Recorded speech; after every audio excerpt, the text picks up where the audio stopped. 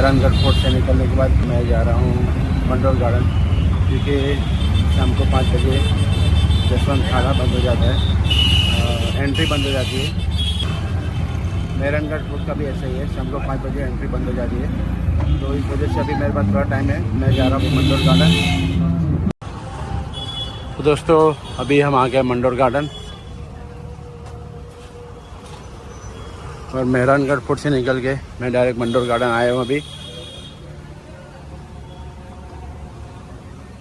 यहाँ पे अजीत पोल, भैरव जी मंदिर, देवों की साल म्यूजियम, एक थंबा महल, देवल, नागदंडी बांध और पुराना मंडोर किला। कार पार्किंग भी है और बाइक पार्किंग भी है। तो हम तो ऑटो में आए थे, तो ऑटो रख दी है बाहर और पैदल आ गए अंदर।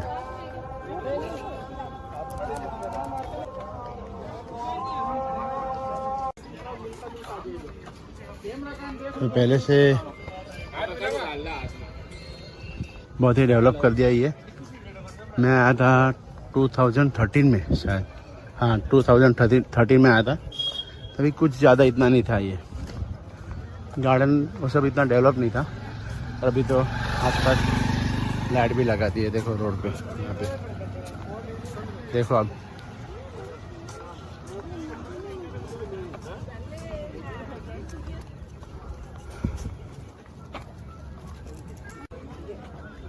यहाँ आगे भैरव जी मंदिर है।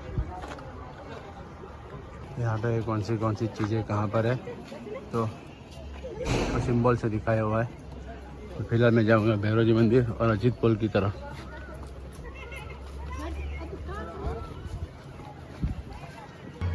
यह है अजीत पोल।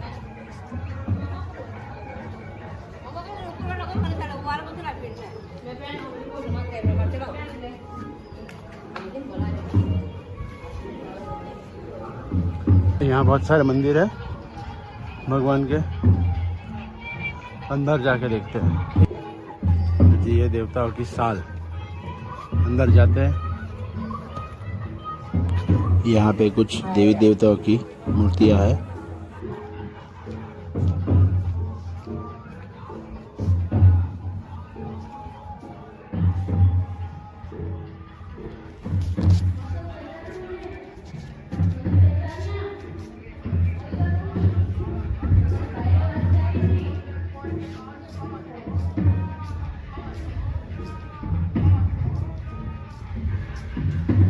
श्री ब्रह्मा जी का मंदिर भी है, देखो आप। मेहो जी,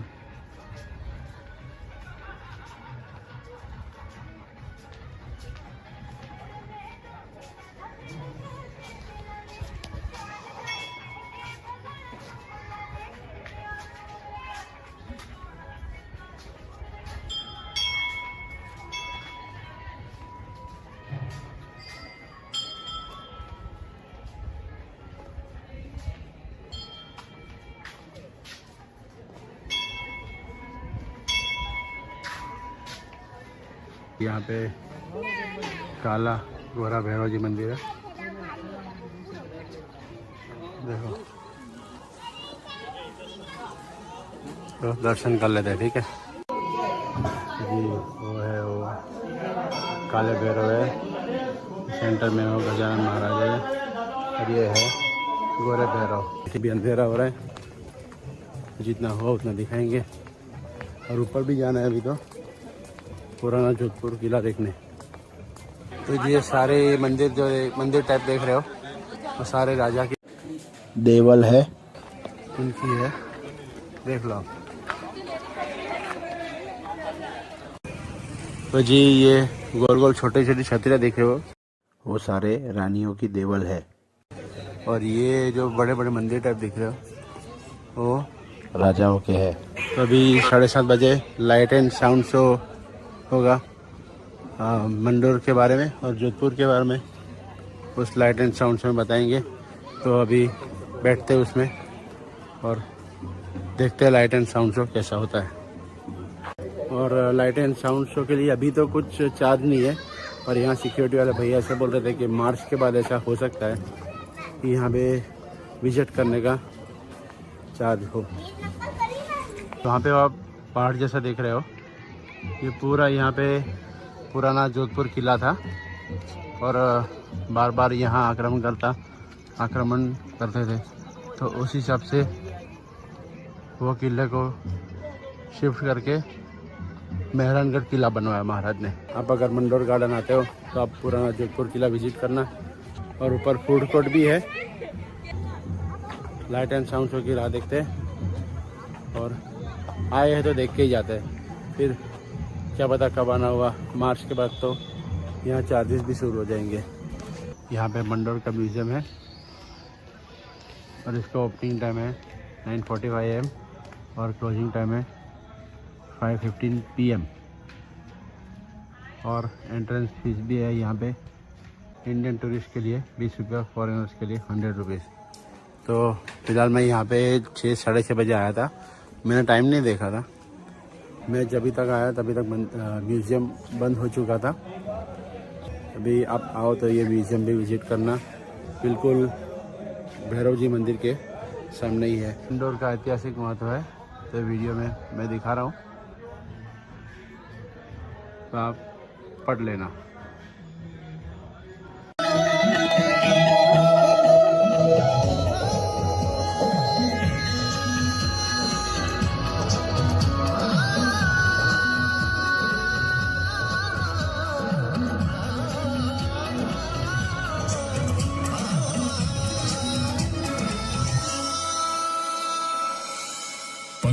शताब्दी वो अहम समय था जब भविष्य को नया स्वरूप देने वाली शक्तियों का उदय हो रहा था।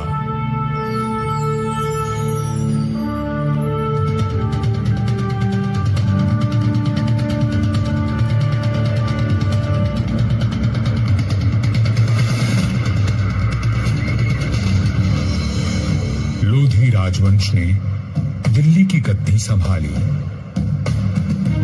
मध्य एशिया में बाबर का जन्म हुआ और राठौड़ कुल गौरव राव जोधा जी ने मेहरानगढ़ दुर्ग की नींव डालकर जोधपुर नगर की स्थापना की। 1459 ईस्वी में बना मेहरानगढ़ उत्तर भारत की राजनीतिक सरगर्मियों का साक्षी भी रहा और केंद्र भी। जोधपुर के आकाश में राठौर राजवंश का तेजवान सूर्य दमका, जिसका उदय मंडोर में हुआ था। मेहरानगढ़ की उत्तर पश्चिम दिशा में करीब 9 किलोमीटर का फासला तय करेंगे तो मैं अपने बचे हुए अवशेषों के साथ आपका स्वागत करूंगा। मैं किला हूं मंडोर का। मैं इतना प्राचीन हूं कि मुझे किसने बनवाया, कब बनवाया, ये किसी को भी याद नहीं। मंडोर की भूमि से आज भी अतीत के सिक्के, मंदिर के अवशेष, तोरण द्वार, स्तंभ और उत्कृष्ट मूर्तियां प्राप्त होती रहती हैं। मंडोर संग्रहालय में प्राचीन भारत के सभी प्रतीकों को सहेज कर रखा गया है, ठीक वैसे ही जैसे मैंने अपने जीर्ण अवशेषों में अनेकों गाथाएं संभाल रखी हैं। अरावली की पहाड़ियों से घिरा मंडोर नगर मांडव्य ऋषि की तपोभूमि था और इसका प्राचीन नाम मांडव्यपुर था। महाभारत काल में यहाँ नागवंशियों ने राज किया और फिर गुप्त वंश ने इसे अपने बाहुबल से जीता। चौथी व छठी शताब्दी में हुनों का आगमन हुआ तथा परमारों ने इनके वैभव को बढ़ाया। मारवाड़ का विस्तार सबसे अधिक परमारों की समयावधि में हुआ और उस समय मारवाड़ को नवकोटि मारवाड़ भी कहा जाता था। तो 7वीं शताब्दी में प्रतिहारों ने यहाँ अपना साम्राज्य स्थापित किया और यहाँ के वैभव को बढ़ाया। मेरे साथ चलिए उस बीते हुए काल में जब यहाँ तलवारें खड़कती थी, रणभेरी और नगाड़े कंपायमान होते थे, वीर हुंकार भरते थे और रणबांकुरों के जय घोष से आकाश गूंज उठता था।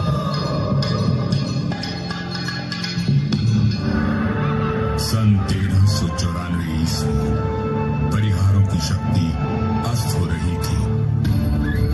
गुजरात के सूबेदार जफर खान ने दिल्ली की कमजोर सल्तनत के चलते मंडौर और नागौर को अपने कब्जे में ले लिया था। अब मेरी चार दीवारी में परिहार नहीं, तुर्क आ बसे थे। जफर खान का हाकिम ऐबक खान मंडौर दुर्ग का किलेदार था, जो आए दिन अपनी क्रूरता का प्रदर्शन करता रहता था। पीड़ित किसान मंडौर के इंदा परिहार के प्रधान वीर राव हेमा गहलोत के पास मदद के लिए पहुंचे। राव हेमा जी, ये तुर्क हमसे मनमाना लगान वसूल करते हैं। आए दिन हमारी गायों को चुरा कर ले जाते हैं और अब अपने घोड़ों के लिए घास से लदी गाड़ियां मांग रहे हैं। हम तो बर्बाद हो जाएंगे। अपनी शक्ति पर इतना अभिमान कि उसे दीन किसानों पर आजमा रहा है। भैरू जी की सौगंध, जुल्म करने के लिए अब ऐबक खान जिंदा नहीं बचेगा।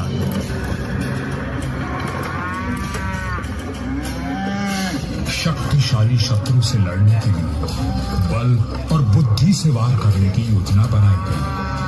घास के लिए कई 100 गाड़ियां तैयार की गईं और हर गाड़ी में हथियार लिए योद्धा छुप कर बैठ गए। गाड़ियां जैसे ही किले के भीतर पहुंची, क्षत्रियों ने नारा लगाया,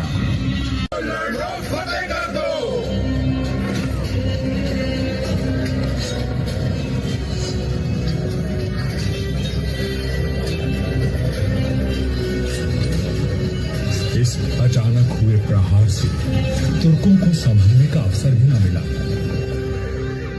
वीर हेमा गहलोत, समर शूर राव चुंडा राठौड़ और मारवाड़ के वीरों की प्रतापी तलवारें लहराईं तो शत्रुओं के सिरों के ढेर लग गए।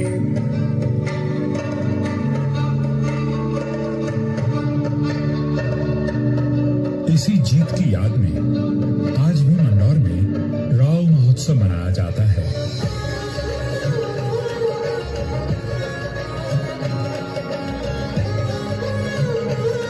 हर वर्ष होली के दूसरे दिन निर्भीक, साहसी हेमा गहलोत और सभी वीरों को याद किया जाता है और बाबा भैरूनाथ जी की पूजा की जाती है, जिनके आशीर्वाद से वीर विजय हुए थे।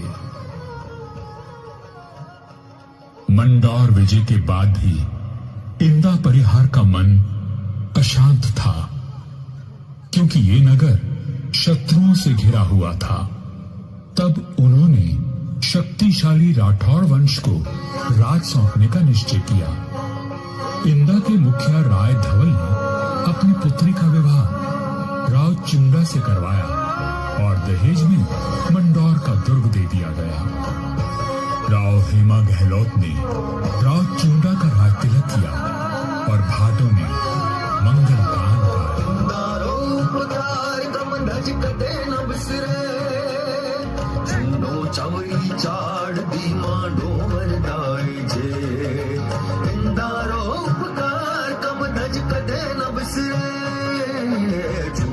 अपने कौशल और सामरिक सूझबूझ का परिचय देते हुए राव चुंडा ने अपने साम्राज्य को बढ़ाया और मंडौर को मारवाड़ की राजधानी बनाया। 1423 में नागौर के युद्ध में राव चुंडा वीर गति को प्राप्त हुए और उनके पुत्र कान्हा के बाद राजदंड राव रणमल ने संभाला।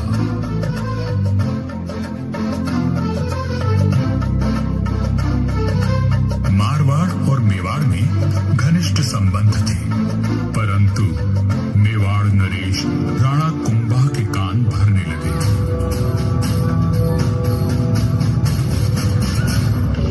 मुझे राव रणमल की नीयत ठीक नहीं लगती राणा। वो आपका राज हड़पना चाहता है। वह सिर्फ एक पक्ष को देखते हैं, दूसरे पक्ष से तो उनका कोई मोह नहीं। एक मधुर संबंध में संशय और अविश्वास का विष घोल दिया गया था। 1438 ईस्वी में राव रणमल अपने पुत्र जोधा के साथ चित्तौड़ के दुर्ग में था। रणमल को किसी षड्यंत्र का आभास हुआ और उसने बेटे जोधा को किले से बाहर भेज दिया। पिता की आज्ञा मान जोधा चित्तौड़गढ़ की तलहटी में पहुंचा। तभी एक डोम ने जोधा का ध्यान खींचा, जो एक दोहा गा रहा था।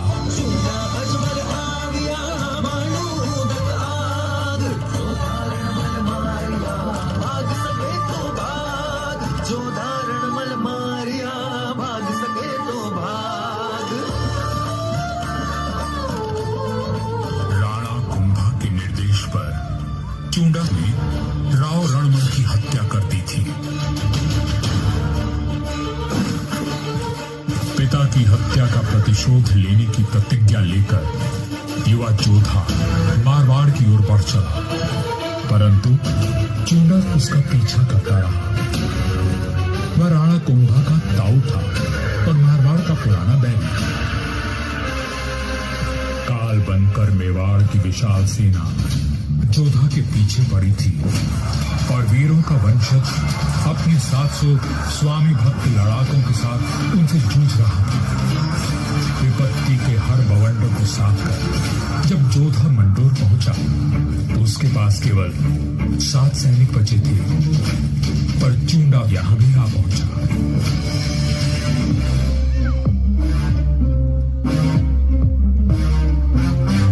चूंडा बोला, मंडोर किले का कोना कोना छान मारो।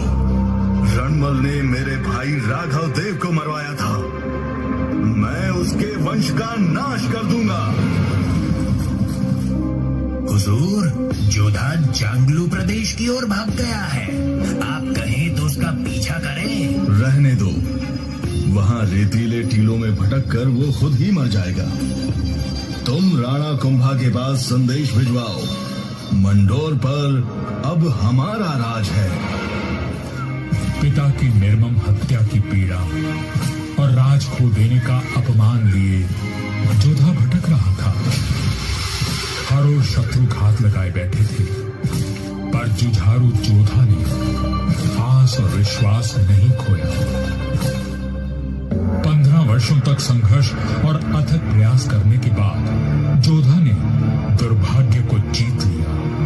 चूंडा की मृत्यु हो चुकी थी और मंडोर को राव जोधा ने फिर से जीत लिया था।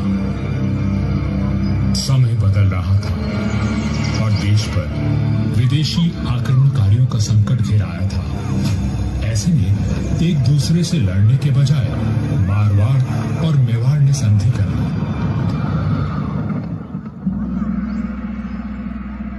पर दूरदर्शी राव जोधा को कोई चिंता खाए जा रही थी और उस चिंता का कारण मैं यानी मंडोर का दुर्ग था।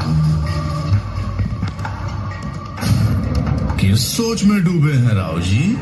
अपने आसपास देखो, क्या दिखता है? आकाश, जंगल, पहाड़ियां। ये पहाड़ियां ही मेरी चिंता है। कई सौ साल पहले ये काफी ऊंची थी और किले तक पहुंचना कठिन था, पर भारी वर्षा और धूल भरी आंधियों ने इनका कद घटा दिया है। राव जोधा की बात पीड़ादायक परंतु सत्य थी। मैं भी अब बूढ़ा और कमजोर हो चला था, सो मेरा त्याग करके मेहरानगढ़ का निर्माण किया गया और ये सही फैसला था। भारत में जब मुगलों का आगमन हुआ तो राठौड़ राजवंश ने उनसे सीधी टक्कर ली और हार माने बिना संघर्ष करते रहे। इस सब में मेहरानगढ़ ने प्रमुख भूमिका निभाई। जोधपुर का इतिहास प्रेरणादायक वीर गाथाओं से भरा हुआ है। त्याग और देशभक्ति के कीर्तिमान स्थापित करके इतिहास में अमर हो जाने वाले वीरों ने जोधपुर का सर सदा ऊंचा रखा है।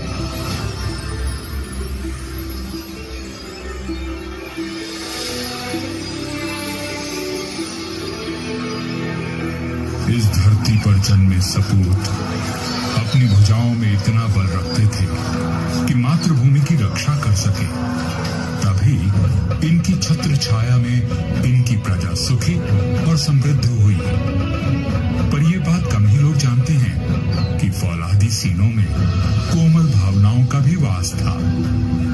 राजधर्म का पालन करने वाले तलवार के धनी इन रणधीरों के मन में नवसृजन और कला के प्रति प्रेम भी बसता था, जिसका प्रमाण आज भी उपस्थित है और इस धरती का सौंदर्य बढ़ाता है। महाराजा अजीत सिंह जी को उनकी सृजनात्मक ऊर्जा और निर्माणों के लिए याद किया जाता है। उन्होंने देवी देवताओं की साल, अजीत पुल, मय पुल और एक थंबा महल बनवाया एवं भेरू बावरी और भेरू मंदिर का जीर्णोद्धार करवाया।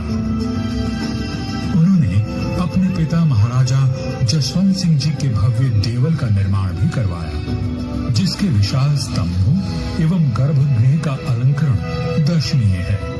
सभा मंडल का दृश्य पौराणिक आख्यानों का स्पष्ट दर्शन देता है। प्रस्तरों पर उत्कीर्ण भाव भंगिमाएं शिल्प कला का श्रेष्ठ उदाहरण है। महाराजा जसवंत सिंह जी द्वितीय ने मंडौर को दर्शनीय बनाने पर विशेष ध्यान दिया। उन्होंने मंडौर बाग में 100 से अधिक प्रजाति के वृक्ष लगवाए, जो उद्यान की अहमियत को और अधिक सुंदरता प्रदान करते हैं।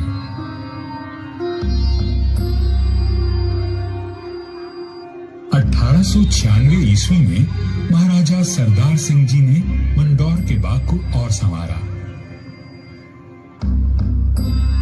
महाराजा उम्मेद सिंह जी के समय 1923 और 1947 के बीच मंडौर उद्यान को आधुनिक रूप देने हेतु कई कार्य करवाए गए, जैसे नागादड़ी नहर का जीर्णोद्धार, देवलों व महलों के पास सुंदर बाग विकसित किए गए।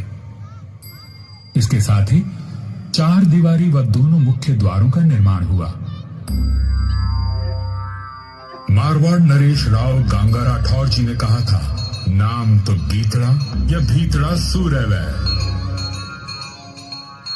युगों तक मनुष्य की ख्याति या तो साहित्य सृजन से अथवा बड़े बड़े निर्माण कार्यों से रहती है। राठौड़ राजवंश अपने पराक्रम और निर्माण के लिए अमर रहेगा। मंडौर में स्थित थड़ों एवं देवलों पर बनी अद्भुत मूर्तियां शिल्प कला की नायाब मिसाल हैं। मारवाड़ के सर्वाधिक शक्तिशाली नरेश राव मालदेव जी से लेकर महाराजा अजीत सिंह जी के देवल आज भी सुंदर नक्काशी एवं बेजोड़ वास्तुकला की छाप छोड़ते हैं।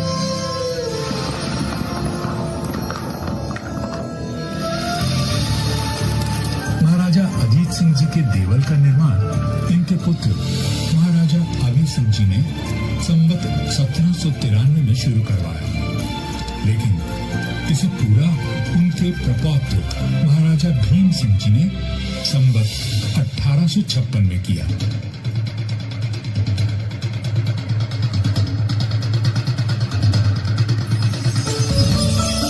यह राजस्थान के समस्त देवलों में न केवल भव्यतम है, बल्कि अपनी कलात्मकता को सहेजे तत्कालीन शिल्प कला का विलक्षण उदाहरण है। 4 भव्य द्वारों एवं 4 सभा मंडपों से सज्जित यह देवल शैव धर्म की महत्ता को दर्शाता है।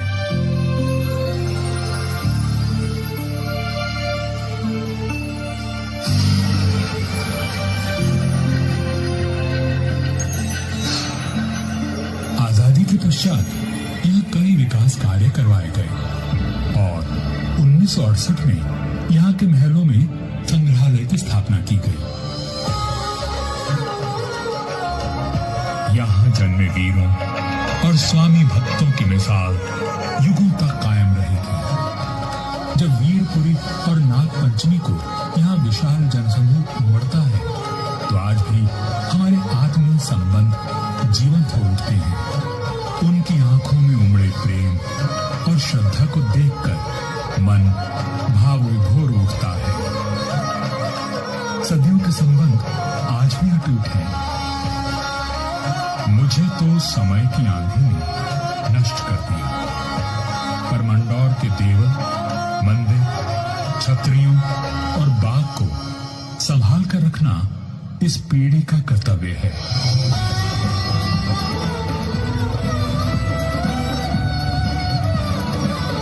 मंडौर दुर्ग है साक्षी, करता गौरव गान, कैसे कैसे वीर हुए, थी कैसी उनकी शान।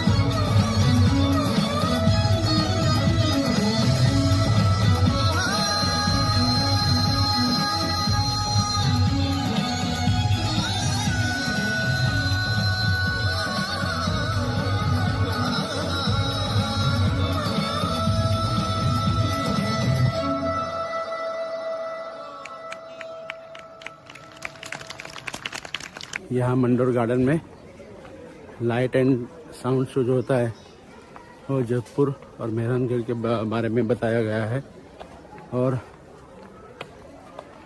बहुत ही बढ़िया है। ये फ्राइडे और सैटरडे को शाम को 7:30 बजे होता है। बहुत ही ज़बरदस्त लाइट एंड साउंड शो था, मज़ा आ गया। अभी देख के निकल रहे हैं, देखते अभी आगे घंटाघर जाते हैं यहाँ अपनी होटल की ओर। तो अभी हम जा रहे हैं अपनी होटल की तरफ। भैया को बोला है कि घंटाघर एक बार दिखा देना बाहर से चलो, पता करने जाने पता चल।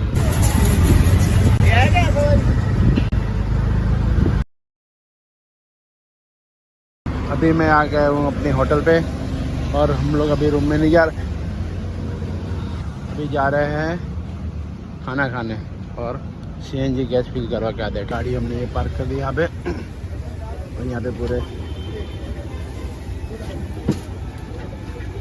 नारी लगी हुई है और ये हमने छोले कुलचे मंगवाए थे, तो ये पाव भाजी, अभी तो वड़ा पाव मंगवाए थे।